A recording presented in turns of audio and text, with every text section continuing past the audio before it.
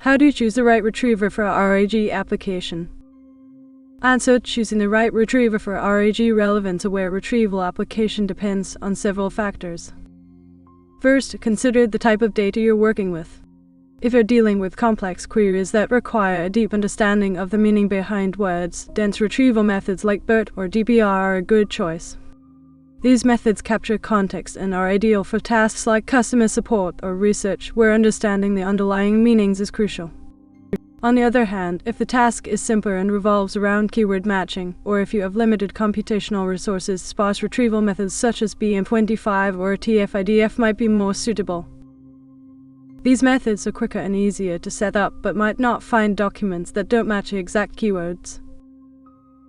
It's also important to consider the trade-off between accuracy and computational costs.